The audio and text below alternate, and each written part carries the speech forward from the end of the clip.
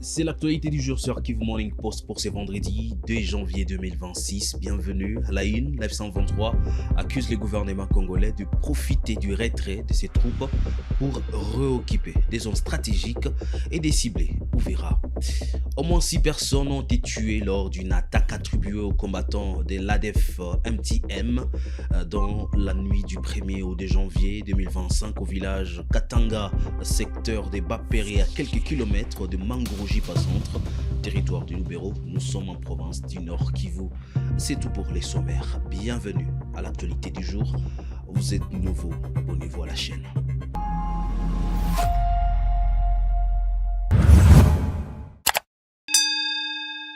Commentons l'actualité du jour par cette information. Live 123 accuse le gouvernement congolais de profiter du retrait de ses troupes pour réoccuper des zones stratégiques et lancer des offensives contre des villages densément peuplés. Les mouvements mettent en garde contre un risque de génocide et affirment se tenir aux côtés de victimes. Détail, Jospin Hangui. L'Alliance Fleuve Congo F123 a rejeté les accusations des conquêtes territoriales formulées par le porte-parole du gouvernement, Patrick Mouyaya, le 31 décembre 2025, qualifiant ces allégations de propagande et manipulation de l'opinion. Le régime de Kinshasa utilise le retrait de nos troupes pour réoccuper des zones et mener des offensives massives contre nos positions et de villages densément peuplés, a déclaré Laurence Kanyuka, porte-parole de la 123, dans un communiqué signé le 2 janvier 2026 à Goma. Les attaques viseraient notamment les agglomérations d'Uvira et de Makobola, où le mouvement affirme que des violations graves, pillages et violences sexuelles ont été commis. Selon la 123, les frappes aériennes et bombardements menés par les forces coalisées du régime, y compris les FARDC, les FDLR, les milices Maï Maï Wazalendo et des mercenaires étrangers ont fait 8 morts et 55 blessés à Kamanyola et provoqué des déplacements massifs des civils. Le mouvement dénonce également les actions contre les manifestations pacifiques à Uvira. Le 22 décembre 2025, les forces de Kinshasa ont ouvert le feu sur des civils lors d'une marche pacifique mettant en danger des vies innocentes, précise le communiqué. La 123 met en garde la communauté internationale contre un risque réel et imminent de génocide contre les Tutsis congolais et appelle à la vigilance face au discours de haine, à la stigmatisation et aux violations répétées du cessez-le-feu convenu à Doha. Le mouvement affirme que le régime de Kinshasa reste responsable des crimes de déplacement forcé et de l'effondrement sécuritaire à l'est de la RDC et se dit aux côtés des victimes pour défendre leur sécurité et leur dignité. Le gouvernement congolais a indiqué dans un communiqué que 500 000 personnes s'étaient déplacées suite au combat sur l'axe Kamanyola. Ces déclarations interviennent dans un contexte tendu en territoire d'Uvira. Les forces armées de la RDC et les miliciens Wazalendo avaient revendiqué avoir repris à Makobola 1 et 2. La population craint une escalade de combat dans la ville d'Uvira, tandis que certains Congolais réfugiés au Burundi commencent à regagner Baraka et Fizi, estimant que la sécurité s'améliore. On vient de l'apprendre, des drones de l'armée congolaise ont bombardé ce vendredi 2 janvier 2025 la cité de Massissi Centre, chef-lieu du territoire de Massissi. Cette situation a causé des dégâts où on signale plusieurs blessés. L'F-123 accuse les FARDC de bombarder Massissi Centre avec des drones de combat en frappant aveuglement en plein milieu de la population civile, suivant ces témoignages locaux.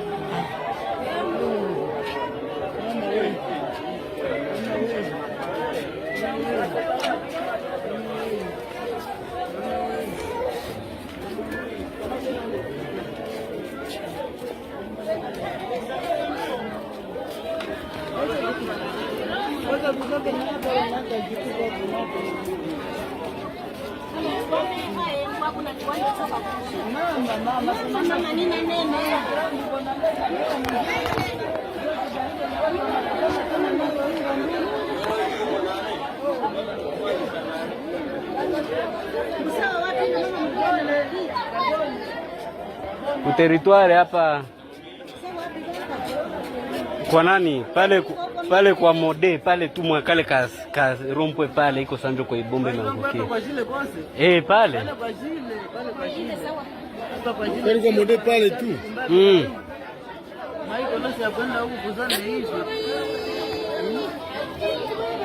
Donc, à ce moment vraiment c'est compliqué, on n'avait pas vraiment des informations là fiables.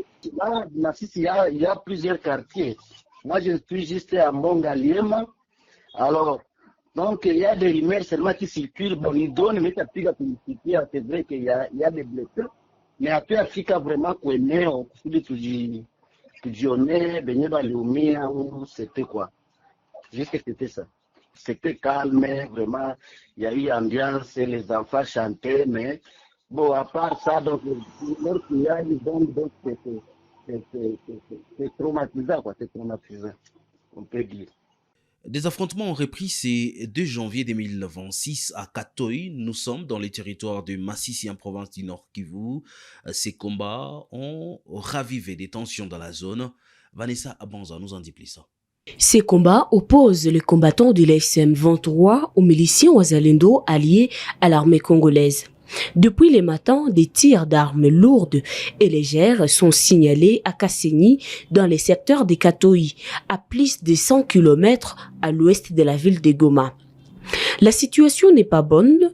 Les combats opposent les M23 et les Wazalendo à Kasseni. Le M23 veut reprendre Katoy Centre, situé à 7 km de la zone de combat, a déclaré Bazongo Jacques, chef du secteur de Katoy. La semaine dernière, lors d'une offensive, le milicien Wazalendo allié à l'armée congolaise avait récupéré la cité de Katoy, chef-lieu du secteur de Katoy, après de brefs combats.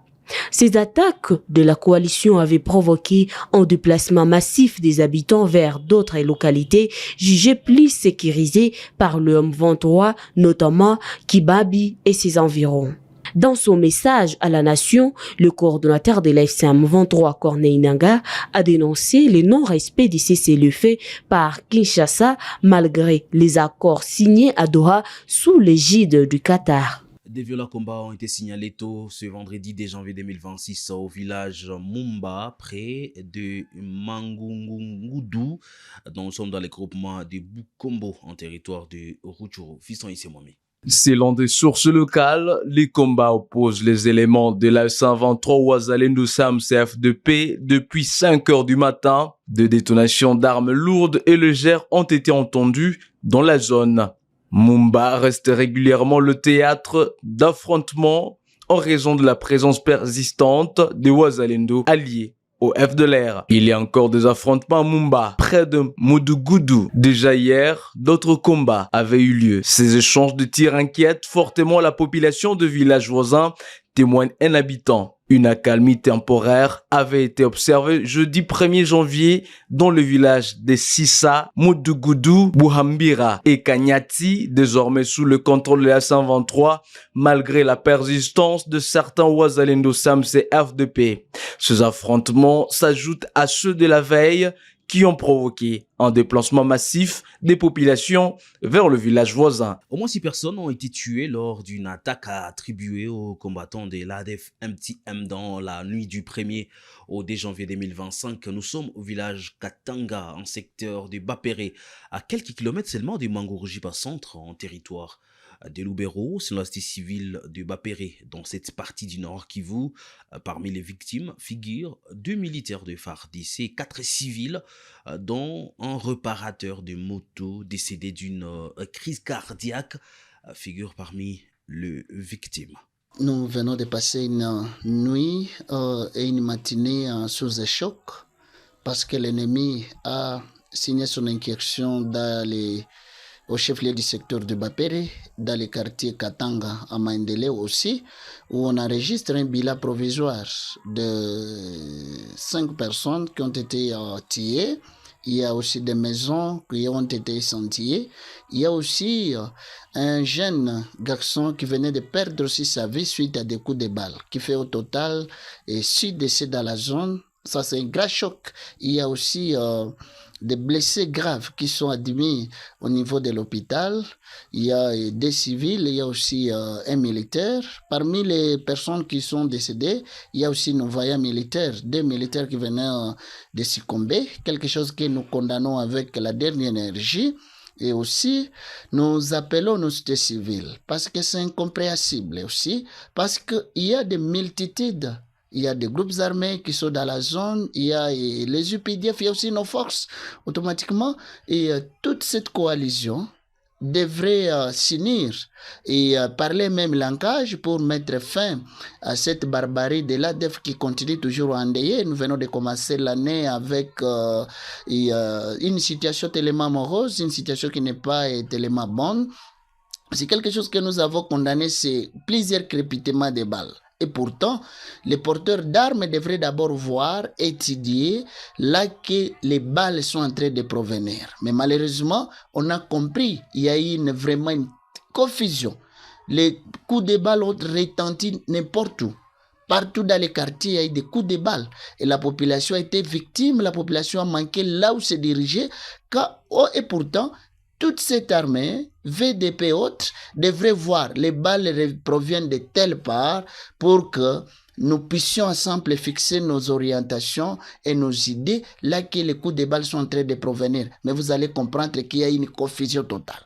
Dans les réseaux sociaux, il y a aussi d'autres confusions. Tantôt on dirait, oh, on est en train de fêter, on est en train de célébrer la fête de l'année. Et pourtant, on ne devrait pas célébrer la fête de l'année par des crépitements de balles pour ne pas accompagner la population dans la paix. Mais c'est là que nous avons compris qu'il y a eu un jeu d'ennemis qui s'est joué dans les réseaux sociaux. Les gens se sont battus dans les réseaux sociaux. Les hommes qui devraient alors suivre l'allure de l'incursion et aussi ont été distraits. Et la population comprenait alors les sorts de cette paisible population. Ici en ville de Goma, au lendemain de la fête du Nouvel An, les activités ont repris normalement ce vendredi 2 janvier 2026 à Goma. Les boutiques, le magasin, le marché, les transports en commun fonctionnent normalement. La population vaque librement ses occupations. Cette reprise intervient après l'appel au calme du maire lancé à la suite de la diffusion des tracts sur les réseaux sociaux annonçant une prétendue manifestation. Suivant l'image.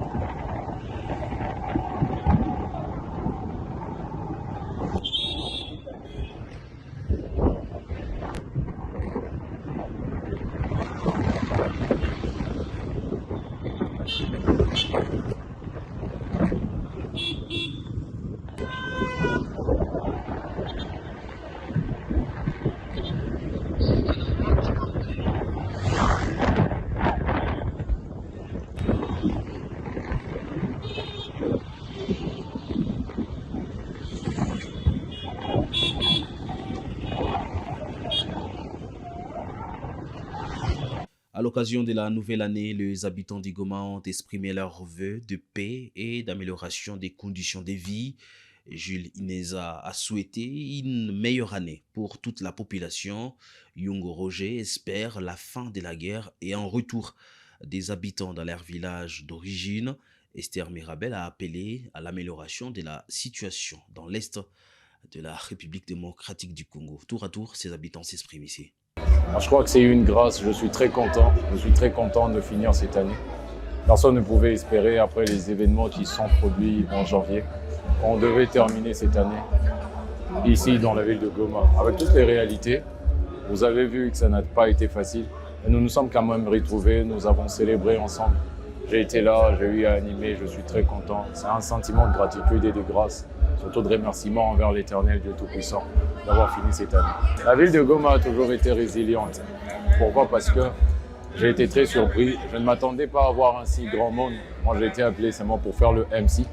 Et dès que je suis arrivé, je vis, il y avait vraiment un monde immense. J'étais vraiment stupéfait.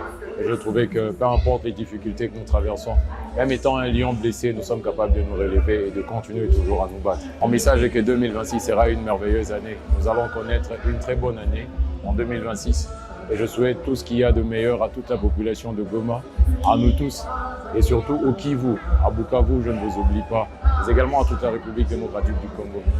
Notre heure a sonné et cette année, ça sera notre année. Donc meilleur vœu à vous tous et bonne année à vous tous. Je me sens vraiment dégagé, je me sens très à l'aise, surtout que la sécurité est revenue. Nous sommes dans un contrée bien sécurisé, c'est pourquoi nous osons même de nous déplacer les soirs avec toute la famille comme ça. Les petits-enfants sont là, nous sommes en sécurité, il n'y a pas de problème, tout se passe bien. En tout cas, l'année qui vient de s'écouler était une année très difficile, une année de preuves difficile à surmonter, mais Dieu a fait grâce, nous y sommes, nous sommes déjà en 2026. Nous essayons seulement d'oublier l'année qui vient de s'écouler. Nous souhaitons le bon pour cette année, nous souhaitons qu'il y ait la fin de la guerre et que tout un chacun rentre dans son milieu naturel. Comme nous autres, nous sommes venus de Bunia. Mais pour y arriver ces derniers temps, à cause de la guerre, nous faisons un détour par le Rwanda et l'Ouganda pour atteindre Bunia. C'est un peu compliqué, c'est un peu plus coûteux que ça. Si seulement il y a la sécurité, nous prendrons notre route habituelle de Goma à Butembo, ça sera très bien. C'est ce que nous souhaitons pour cette année. Du point de vue économique, je vois que tout essaie un peu de marcher. Il y a de cela 6 mois, tout marche un peu bien ici à Goma. Et nous souhaitons que ça continue ainsi et que le panier du ménagère soit plein, comme ça a toujours été auparavant. En tout cas, je me sens très heureuse d'être ici présente avec ma famille, de voir les gens heureux. Je me sens très en joie. En dépit de la situation, je vois les gens heureux et en tout cas, on espère que les choses vont s'améliorer. La situation n'a pas été facile tout au long de l'année 2025. Les gens ont perdu des membres de leur famille. Il y a eu la guerre, il y a eu les conflits, mais nous espérons que les choses s'améliorent en tant qu'enfants de l'Est. Je suis sûre que par la grâce de Dieu, tout ira bien. C'est vendredi, des habitants du quartier Mbangkoko à Bunia sont descendus dans la rue pour protester contre une tentative présumée de spoliation de la concession de l'école primaire Mbangkoko. C'est en province de l'Ituri. La route a été barricadée, des pneus brûlés et des jeunes ont scandé des chansons provoquant inquiétude et colère dans la population. Un reportage de notre permanent dans la zone. Au quartier Bakoko, dans la ville de Bunia, la matinée de ce vendredi est marquée par une vive tension. Des jeunes se sont mobilisés pour défendre l'école primaire Bakoko, menacée selon et de spoliation. Ils n'ont plus droit de vendre cette école parce que nos enfants étudient ici. Et si aujourd'hui, leur machine arrivait ici pour détruire cette école, où iront étudier nos enfants à partir de ce lundi ou mardi? Au cœur de la colère, une présumée tentative de démolition de la concession scolaire occupée depuis plusieurs décennies.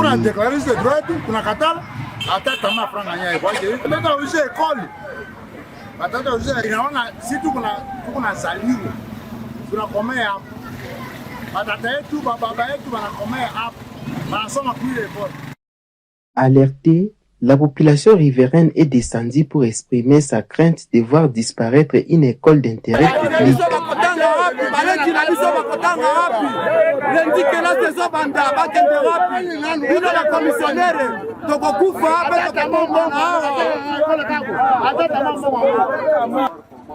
Des responsables scolaires et la population appellent à l'implication urgente des autorités provinciales pour éviter toute escalade et préserver la paix sociale. Le souhait est de voir la haute autorité provinciale, donc le gouverneur de province, s'impliquer dans cette situation, parce que si cela dégénère, ça risque de remettre à zéro tous les efforts qu'il est en train de faire pour restaurer la paix dans notre province. Ce n'est pas la première fois aujourd'hui. Il y a beaucoup de gens qui défilent sur ce terrain pour dire on leur a vendu, on leur a vendu, on leur a vendu plusieurs fois. Et l'avant-dernier incident avant celui-ci, c'est que nous avons vu des personnes venir avec des placards pour venir implanter et dire que voilà le lieu qu'il faut détruire. Et la population scolaire qu'ils ont trouvée sur le terrain les ont mis hors. Et nous pensions qu'ils ont tiré une leçon, mais malheureusement, ils reviennent maintenant avec un autre ordre de démolition. C'est pour dire que la chose perdure et nous voulons que l'incident d'aujourd'hui soit le dernier du genre et nous ne voudrions plus voir le pied de quelqu'un dans cette concession qui n'est pas concernée par le jugement que la dite famille dit avoir gagné. La République démocratique du Congo a officiellement entamé ce vendredi 2 janvier 2026 sa mandature de 2 ans au Conseil de sécurité des Nations Unies. Une cérémonie de levée des drapeaux se tient à New York pour marquer ses débuts. La République démocratique du Congo participera aux travaux du Conseil en mettant l'accent sur la paix, la sécurité et la prévention des conflits et la justice transitionnelle. La ministre des Affaires étrangères Thérèse Kaikwamba Wagner a souligné que le pays assumera ses responsabilités avec dignité et engagement au service de la paix internationale. Aujourd'hui est un jour important pour la République démocratique du Congo. En entrant officiellement au Conseil de sécurité des Nations Unies, notre pays assume une responsabilité majeure au service de la paix et de la sécurité internationale. C'est un moment de dignité, mais surtout un moment d'engagement. Cet engagement, la RDC l'assume avec lucidité, car nous savons ce que signifie la guerre. Nous savons ce que signifie l'insécurité et nous savons ce que signifie l'attente des populations civiles partout dans le monde lorsqu'elles se tournent vers les Nations Unies. L'entrée de la RDC au Conseil de sécurité n'est pas une récompense, c'est une mission. Une mission pour défendre le respect du droit international. Une mission pour rappeler que la souveraineté des États n'est pas négociable. Une mission pour porter la voix des peuples affectés par les conflits, en particulier en Afrique. La RDC arrive au Conseil de sécurité avec une parole fondée sur l'expérience, une parole de vérité, une parole de responsabilité et une parole tournée vers les solutions. Nous siégerons avec un esprit de dialogue, avec un sens élevé du multilatéralisme et avec la conviction que la paix durable ne peut être obtenue sans cohérence, sans responsabilité et sans respect des engagements pris. Au nom du gouvernement de la République démocratique du Congo, je tiens à remercier l'ensemble des États membres qui ont accordé leur confiance à la RDC. Cette confiance nous oblige et nous l'honorerons. La République démocratique du Congo est prête à contribuer, prête à écouter et prête à agir avec humilité et détermination au service d'un ordre international plus juste et plus humain. Et c'est la fin, le premier d'ailleurs de l'actualité du jour des Blaise Bassabo, c'est sur Kivu Morning Post pour ces 2 janvier 2026. Merci à vous de l'avoir suivi. On se retrouve d'ici là pour d'autres nouvelles sur Kivu Morning Post. Informé pour transformer. Portez-vous bien.